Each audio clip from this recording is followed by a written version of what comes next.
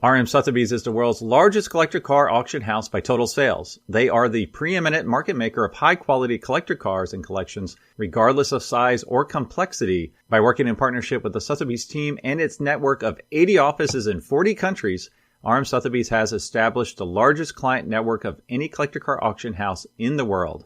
Join the RM Sotheby's family by connecting with one of their car specialists at rmsotheby's.com or contact me directly at gstanley@rmsotheby's.com. All right, welcome to the Collector Car Podcast. This is a little bit different. We're going back to a previous guest because he is such an expert in so many different things in the collector car automotive world. So, John, how are you doing today?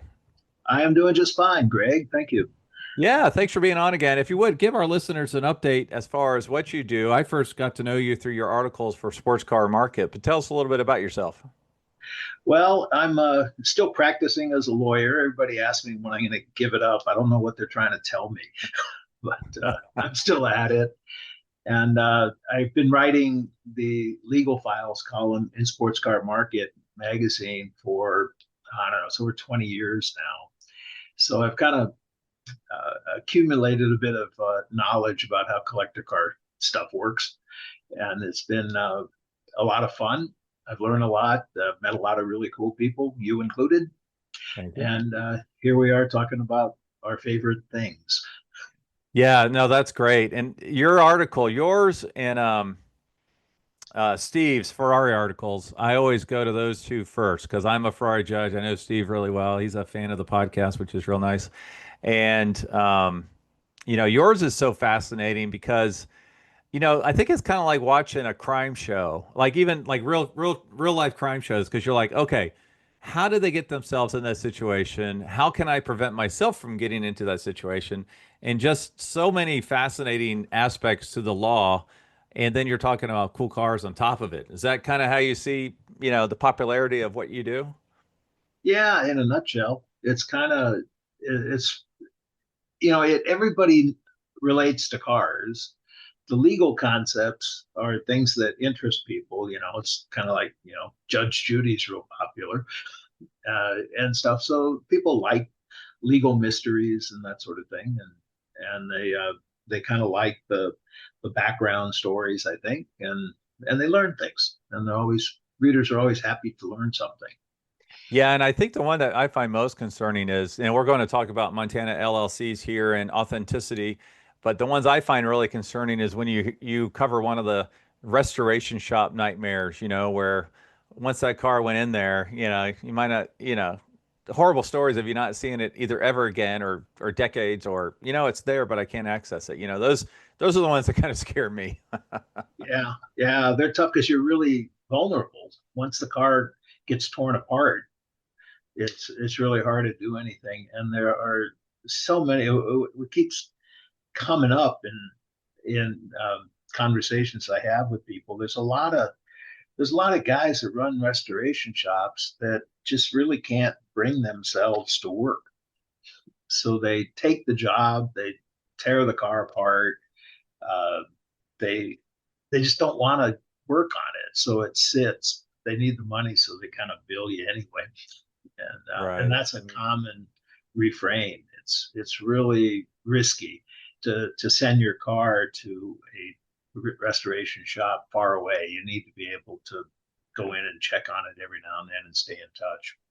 Yeah, I was fortunate. I found a really good place not far from me, like 6 miles from my house that specializes in Pontiac GTOs. And I found that unrestored one and it was going to be on Jay Leno's garage. And, I had that. I didn't need it because I totally trust the guy and he's a friend. But going into it, I'm like, all right, I have a deadline here. It's going to be on Jay Leno's garage on a certain date. And boy, did he overperformed. And I've come to learn since then it would have been whether or not it was on Jay Leno's garage or not. So those are the kind of restoration shops you want. Once you can trust, they're not going to lay down on you. They're going to keep going because you know what? They want the revenue. So they want a returning customer. They want to, this guy pays his bills. That's the guy I want, so. Yeah. Well, a lot of times you think you have that and you turn out they have the kind I described. That's true. That's true. Yeah. Well, this could be a really long episode if we keep talking about other stuff that we didn't decide to talk about. So let's talk about the big topics here. Let's kick it off with Montana LLC. So now this has been quite a hot potato recently in the news. So if you would give me an overview of kind of what has how it traditionally has worked and some of the updates that are happening right now. Okay. Well, it's funny. I mean, I've written about Montana LLCs. It's got to be 10, 12 times over 15 years, and they always spark some interest. But the last one I wrote was, last year I wrote a column about it, and it really came alive. I mean, we got um, our editor Jeff Sabatini says we have never gotten this many letters from people about anything we've had in the magazine before. It Wow. really kind of struck a chord. Uh, but so the idea behind a Montana LLC is that if it's a sales tax dodge, and it's also a way to correct other titling deficiencies. So Montana has a curious law. Uh, if you have an LLC that is formed in Montana, Montana law treats that LLC as being a Montana resident for vehicle registration purposes. So uh, that's what's so unique about Montana. It's the only state that does that. The state of organization makes it a resident. Now, you and I, you live in, say, so I live in Oregon. I'm an Oregon resident. If I had a vacation home in Palm Springs, California, and I bought a car and I left it there, I could title the car in Oregon because I own it and I live in Oregon. And I could drive it in California because I don't live there. So nobody would think anything unusual about that. That's the norm everywhere in the country. But Montana elevates it to that really odd point where if it's an LLC formed in Montana, it's treated just like, me as an Oregon resident. So if you want to, and Montana doesn't have any sales tax. So if you form an LLC and have it buy the car, you can title it in Montana. They'll give you license plates. They'll give you a title, and yeah, you're 100% legitimately titled. Um, and then you drive the car wherever you want to.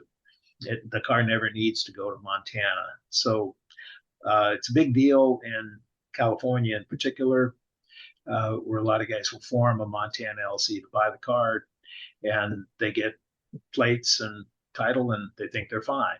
Well, they're not, because they're violating California law. As soon as you bring the car into California, you're required to title it in California. And when you do, they'll charge you a use tax, which is equal to the sales tax that you didn't pay.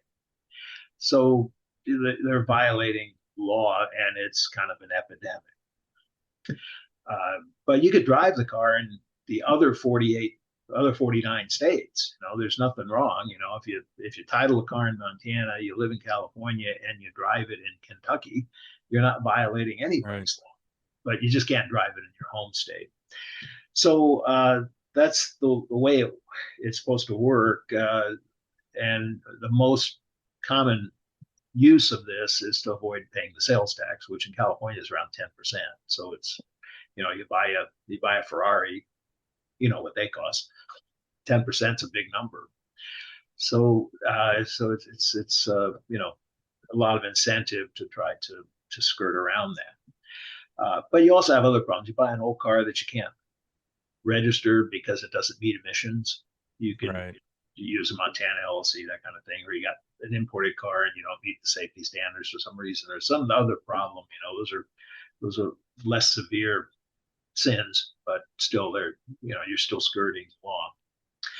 So what happened last year was this guy had a car in his garage. A California resident had a car in his garage that was titled in Montana, and the doorbell rang, and it was a state investigator and two county sheriffs with a warrant. Whoa. They had a warrant to search his garage and confiscate his cell phone. Wow. And they went to the garage and found his car with Montana plates on it, and they charged him with violating registration laws, which was a crime, and they were prosecuting him.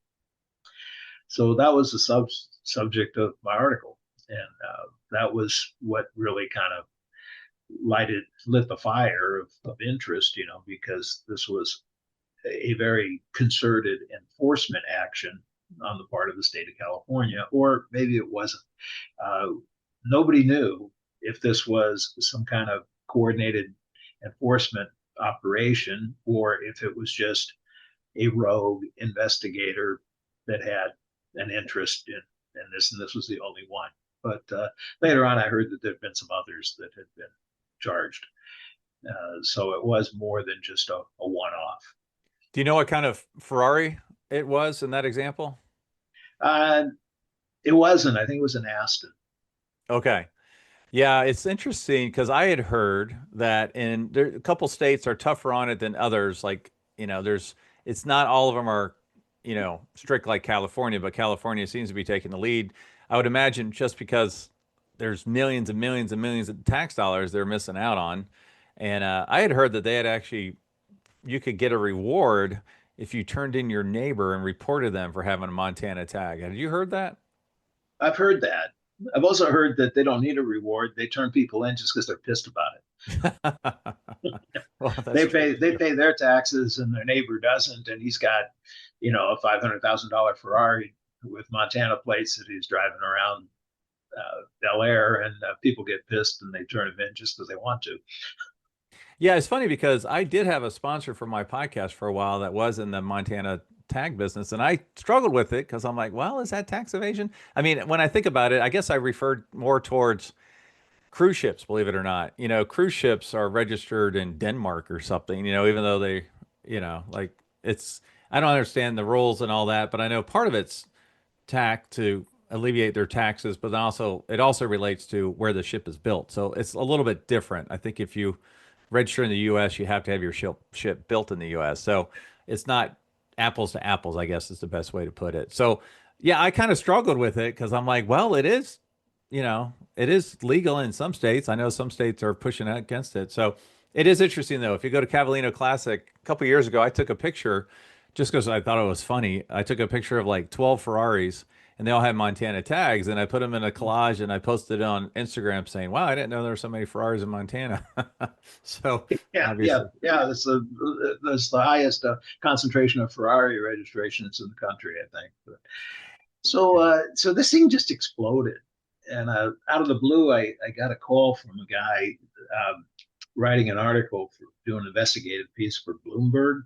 His name was Michael Bologna, and he had seen my article and called me and wanted to talk about it. So I kind of coached him on how all this works and the ins and outs and everything. And then he and his other co-author uh, put a lot of effort into analyzing this and researching it, and they came up with all kinds of statistics about how many cars are registered in Montana.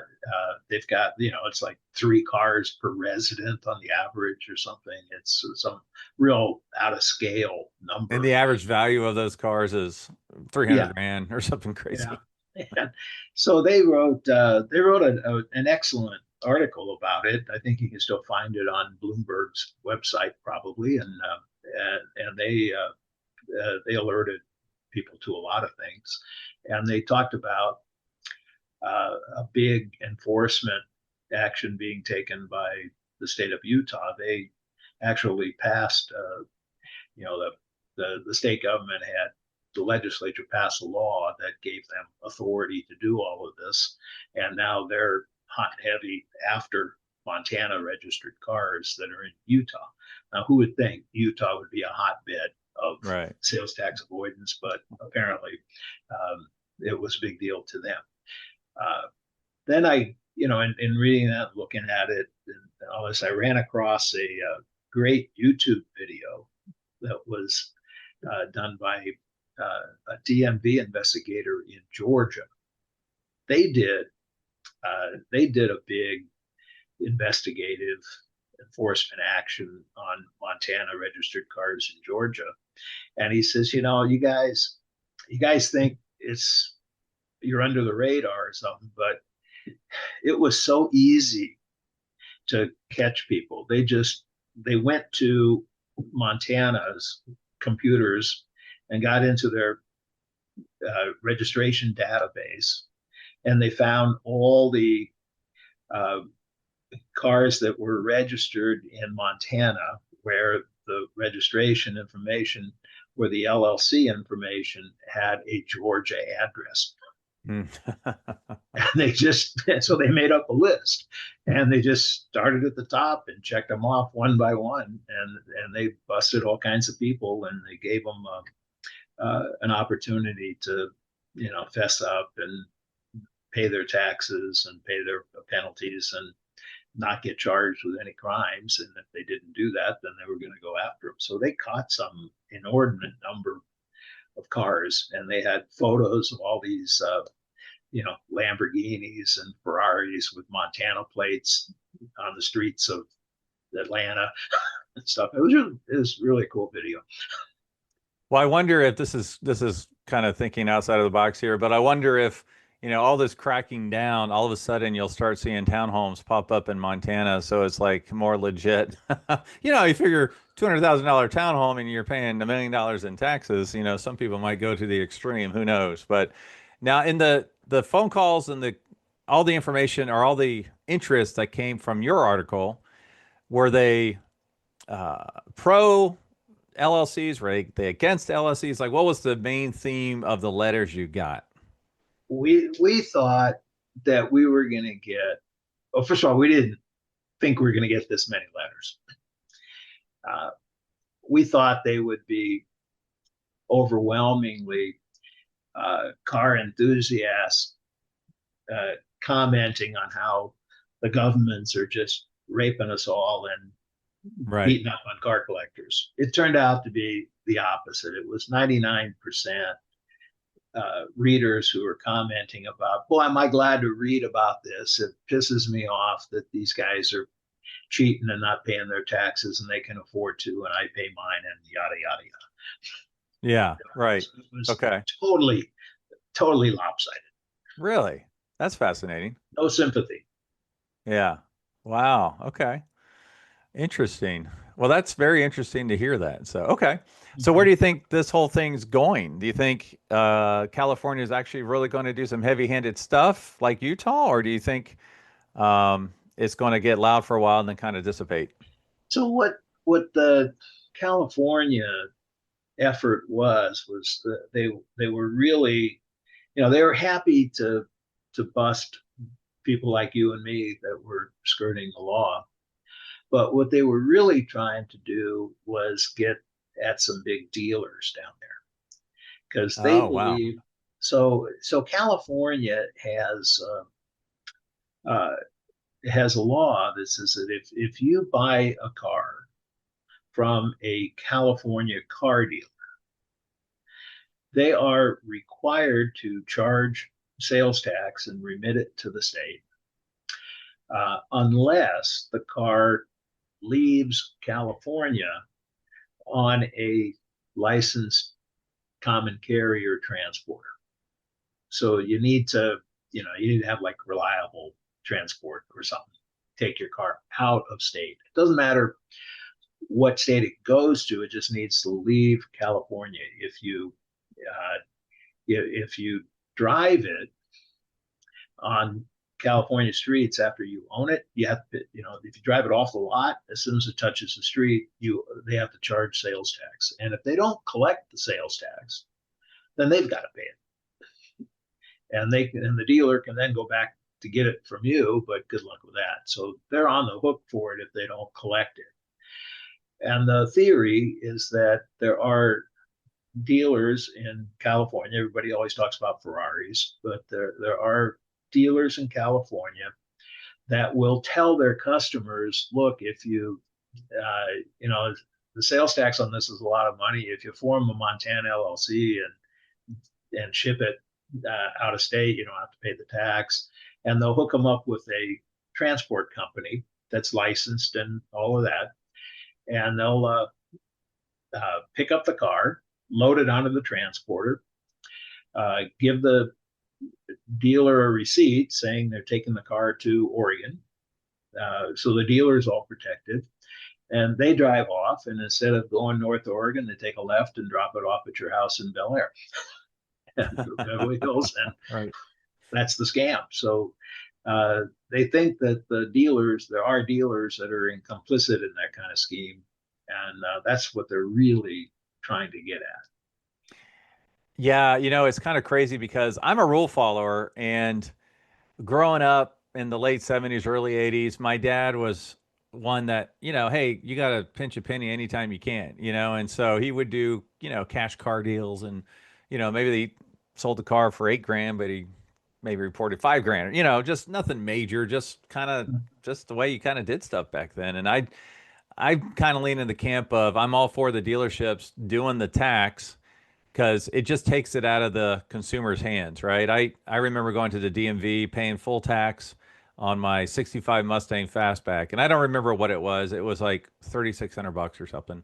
And a guy behind me was like, he couldn't believe I was paying the full tax. A customer behind me could not believe that I was paying the full tax on a car. And he was basically saying, man, I never do that, because everything he did was in cash, and he just Yeah. kept as much as he could. And he was like, you're going to pay that? I'm like, well, that's what I owe, and it's a painful band-aid to rip off. You only have to do it once, but well, for each car, but so I'm all for having the dealers, you got to do it now, guy, let's just get it done. Well, it's going to get worse for Montana. There's an organization called the Multi-State Tax Commission, which is an organization that all the various state tax agencies are members of, and they're looking at it, and they're reportedly working on some kind of a national policy about how to enforce the stuff. So, 49 states are aware of Montana LLCs and what they're doing, and it's going to change. It's not just California. Right. Yeah. Okay. Well, let's move Meanwhile, on. Montana's getting a lot of revenue out of this. They're just happy to just keep cashing the checks as long as they can. Yeah. They have no interest in changing their law. Right. Now let's go to the second topic, authenticity. So this is one that you'd mentioned would be an interesting topic. So if you would kind of go into that a little bit, I do have a couple personal examples. But yeah, what do you mean by authenticity in from a legal perspective in the collector car world? Well, there's a lot of it's a constant thing that comes up. You buy a car that's supposed to be a numbers matching car, and then you find out that the engine's not the right engine. It's worth what 20% less with the replacement engine than with the original engine in some cars. Maybe 25. So you overpay because the car's not authentic, and or then you find out that the cars are, it's kind of cobbled together. Like you mentioned your GTO. How hard would it be to get a Pontiac Le Mans and put a GTO engine and put GTO badges all over it, and it'll look exactly the same as an authentic GTO? That's the GTO package was just an option on a Le Mans. So it's easy to convert, but the value difference is huge. So what's interesting about GTOs I found out is 66, it came its own model, so it had its own VIN, but they didn't VIN stamp the engine blocks, but they did VIN stamp the transmission, which I thought was really kind of weird. I'm like, why didn't you do the engine? And anyway, so yeah, you're right. Especially the 64s and 65s. I mean, those are really tough to document. To your point. Yeah, they are. Yeah, they are. So you have things like you get into this philosophical thing. First of all, there's a legal part of it. Like, is this car a real car? Is it really VIN number, chassis number, such and such, or is it a fake? And then you've got the aesthetic part, the collectability part. Is this, how original is this car? So there's lots of instances where Ford GT350s that were totally trashed wind up getting rebodied. So how you rebody a GT350 is you find a fastback Mustang and you swap the chassis plates, and then you put all the GT350 bits into the regular Mustang body, and you say, well, it's still the same car, I just changed the body. Yeah. And you get into these philosophical discussions about, okay, well, what is the body? It's a unibody. So if I crash the front and replace the front fenders, it's still the same car. If I then get rear-ended, so I have to replace the rear quarter panels, it's still the same car. I get sideswiped, so I have to replace the doors, it's still the same car. Then I noticed that the floor pans all kind of rusted out, so I put a new floor pan in the car. It's still the same car, only none of it is the same. It's like the old joke. This is Abraham Lincoln's axe. The handle's been replaced 3 times and the blade's been replaced 5 times, but it's his axe. Yeah. Yep. Exactly. Yeah, that's a tough, difficult thing. So, I work for RM Sotheby's, and I have to give them a ton of credit. I've seen cars that were not as advertised, and no matter how much documentation you do ahead of time, sometimes just stuff shows up and you're like, oh man, that's, and I've seen them pull cars from auction. I've seen them give them the boot when something comes to light that isn't legit, or they'll do an addendum. Like I had a car that, as it got shipped to the auction, it had a paint chip in the rear that wasn't like that for all the photography. So, we did an addendum, we announced it online, we did it on the podium, so that's a, cosmetic thing, obviously, but more serious situations, you got to boot it, because otherwise that goes to the credibility of the auction house. Obviously, at times, even the best of experts, I think it's the Jerry Seinfeld example, he had a speedster that was fooled the experts, fooled the experts for when he bought it. It wasn't until, I don't know, a couple years later that another shop, thought it was not authentic. And, that went through a bunch of legal ramifications, but it's tough. You really got to know your stuff, and you got to have someone on your side that can really look at it and say, is this legit or is it not, Yeah. Seinfeld bought that car from a well-known California dealer who had the car in its inventory without the original engine, and then miraculously ran across the original 4-cam motor for the car, and reunited the engine with the car and sold it to Seinfeld. And then after a while, Seinfeld put it into an auction and sold it. And the buyer then looked into it and discovered that this really wasn't the engine that came with the car, and sued Seinfeld and the auction company. And the case got settled. Nobody will talk about what the settlement was, but the dealer that sold the car to Seinfeld had the car back in its inventory. No. And it was at a reduced price. Yeah. I think it was a little cheaper this time. Yeah. It is really tough because I know of, like AC Cobras, you go to the CSX, the Shelby registry, and, you find, people have scoured through there finding a CSX number that nobody knows where it is. And all of a sudden it gets found. And I actually, know this of a car that's being rebuilt right now that was wrecked in 74, and it's the real deal, but there's another CSX number running around for the last 30 years. Yeah. And I have no doubt the one I've seen from 74 is the legit one, because I mean, you can just tell. But anyways, those are out there for sure. So the most recent article I've written about this was about Porsche race car 910 chassis number 1. 001. There were two of them. Two cars that were both beautiful cars. Uh, really, really great looking cars.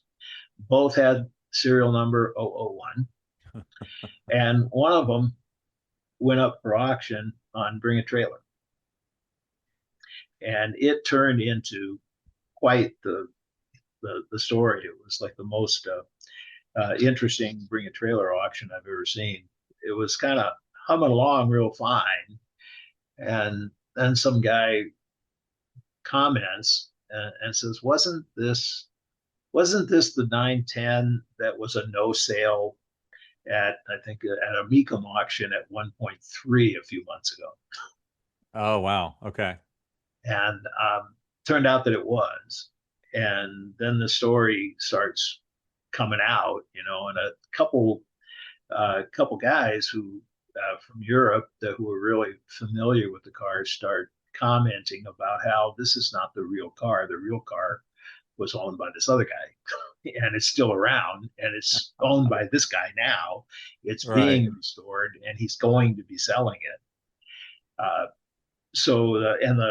The owner of the one being sold, ranted and raved in response about how this is all BS. He had the title, he had the documents, he had history going back and all this.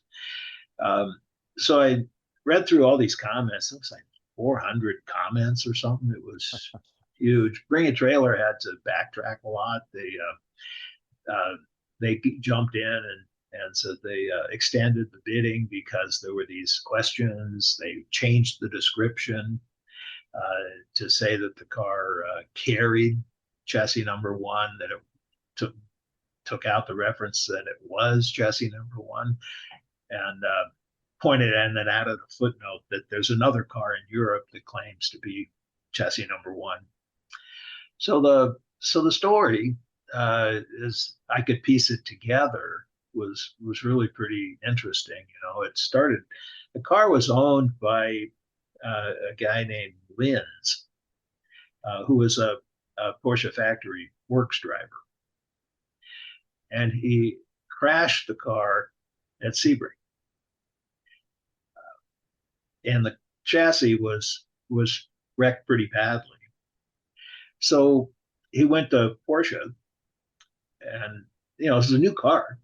He just got in the car and wrecked it. So I went to Porsche and said, "Hey, can I get another chassis?" And they said, "Sure." So they built him another chassis and stamped it chassis number 001, because that's the one he had. So he was just replacing the chassis. He took all the parts at the end and all the parts, put it into the replacement chassis, and then went back to racing it. And he had an Austrian title for chassis number 001, and the wreck chassis, don't know what he did with it. I think threw it away or left it someplace. So then he sells the car to another guy and gives him the Austrian title. And so you kind of wonder, is this title actually valid now? It's a title for chassis number 001. Right. And this car says it's 001, but the original 001 chassis is in the dump, so I don't know, nobody. Well, there's 439 comments, and it was a no sale for $1.5 million approximately. So that makes it real tough, as you sort through this stuff. It's tough, so I guess the best advice is do as much diligent homework you can do ahead of time, right? I mean, it's, to protect yourself. Yeah. Well, the guy that bought the car then sold it to a German. Okay. And he didn't need the Austrian title. Oh, okay. Because he could just title it in Germany.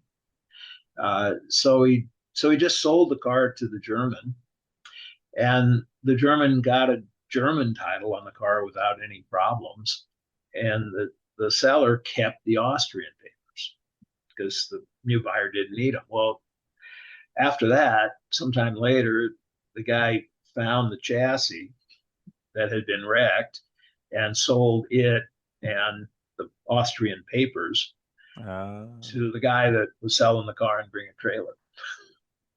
wow. And Okay. and they put a correct engine, but not the original. You know, it was a different numbered engine, but it was the right engine. And they built the car. It's a beautiful car from the pictures, everything. And that's what he was trying to sell. And he owned this thing for 20 something years, had a, you know, real good restoration shop build it. The other car, the one in the replacement chassis, was owned by an American guy who raced it everywhere, and everybody knew the car. And then it went back to an owner in Europe, and it's now being restored. So that was a conflict. These cars are supposedly worth like 2.5, and it no sale at 1.5. Yep, 1.5. And so interesting question, like which one is the more valuable car? The Yeah, original which one's yeah. wrecked chassis without the drivetrain, or, you know, the reissued one? I guess the market will tell on that. Well, which one, you know, which one would you rather have? Yeah. I guess the You one with know? the better race history. Well, yeah, that's the point. Yeah, really, because you know, race cars, their value is really affected by their race history. You know, Yeah. I mean, I own a race car, and I race it all the time. Nobody would pay any money for it because nobody gives a rip about me having raced a car. You know, but if you've got, you know, if it was, you know, raced by Michael Schumacher, that's a whole different deal, you know. So the history, the race history builds the provenance and creates the value. Uh, and you know, the car with the replacement chassis is the one that had all the race history, but the car with the wrecked chassis was the original chassis. You know? But these conflicts, this George Washington's axe thing, really comes to roost with race cars because they get wrecked. You know, Mm-hmm. there's there's virtually there are hardly any race cars that were seriously raced and still have all their original parts. Yeah. They break. You know, the engines blow and you replace the engine.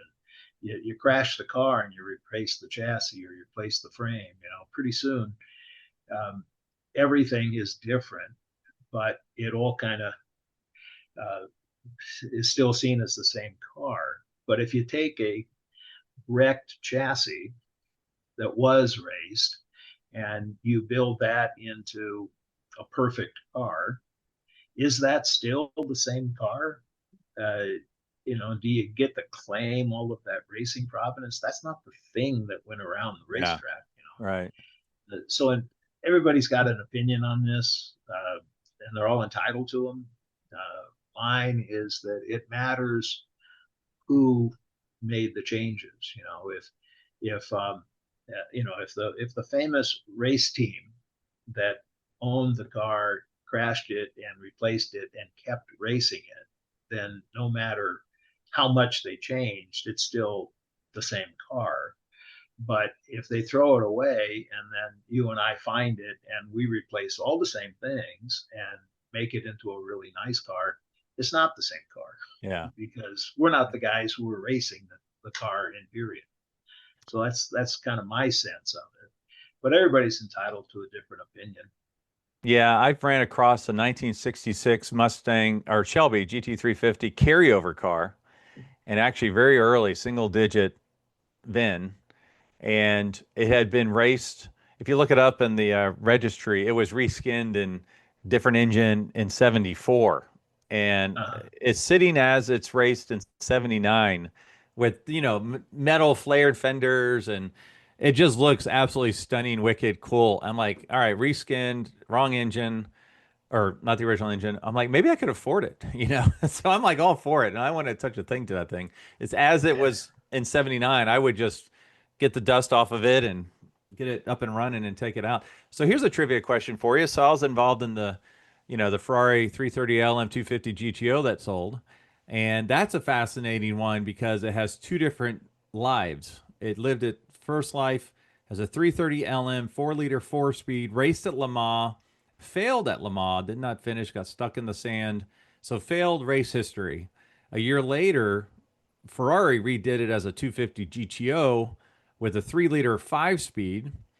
The 4-liter had the beautiful 3D scoops. When it was made into a 250 GTO, it has an ugly mail slot nose. 3-liter 5-speed, successful hill climb. So which would you rather have? The bigger engine, failed Le Mans racer, not a 250 GTO, or would you rather have the ugly front end nose, successful hill climb 250 GTO? Depends on what you want it for. Well, what would you want it for? Well, I'm a driver. I don't I don't need I don't need expensive door stops. Yeah. So I you want probably want the something. GTO then, because it has like a P3 engine in it. It's got the 5-speed. I mean, it is set up, would be my guess. Yeah, The 4-liter never ran great. So, yeah. But if you want a piece of history, uh, as Miles Collier talks about them, a historical artifact, then you want the ugly one. yeah. Only one ever built that way. Yeah. Yeah, that's the history. So, but part of the problem is race cars are different. They're consumables. Um, uh, we all look at them the same way that we look at production cars, but we should, because they're just a thing. Yeah. When that car started out as a 330 and it got converted into a GTO or something, the factory did it, the race team did it, and it kept on racing. It's got this progression, and the car kind of morphed from one thing into another, and that's all part of its history. So that makes it, to me, it's a unique model. It's not it was a 330, it was a GTO, it was never both. It's the only Right. one that's did both. So Yeah. so you can change them around. Like Porsche used to change the tails on cars.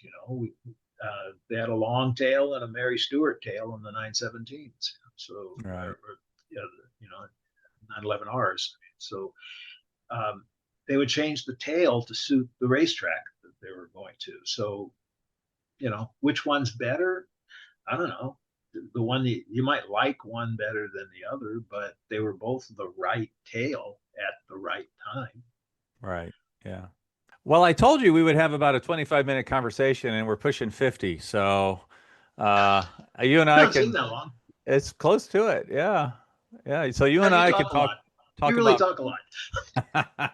you and I can talk cars and legal ramifications all day long. So, well, if some of my listeners would like to learn more about you and your practice, what's the best way to reach you?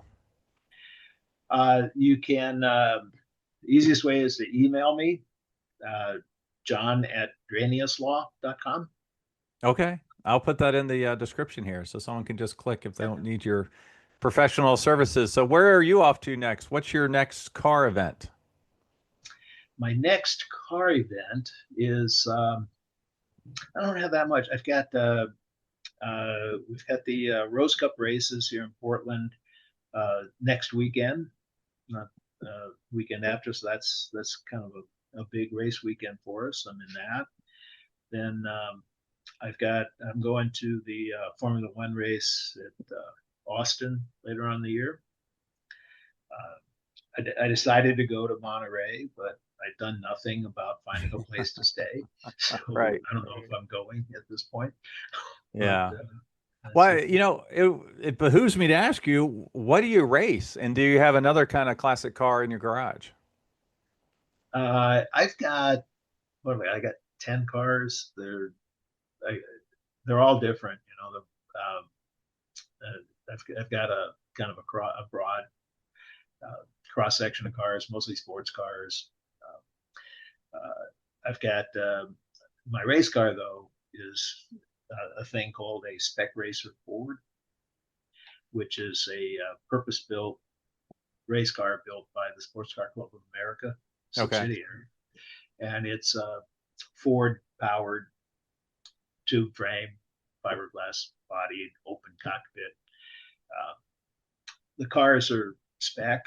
You can't change anything. The Okay. engines come sealed. You can't tweak them.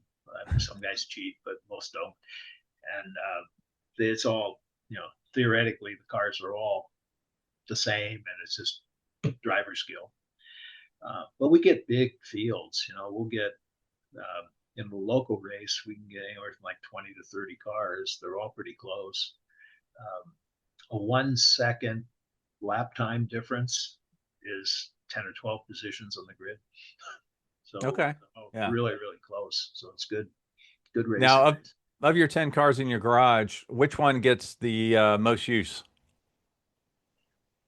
At the moment, it's my Lotus Emira.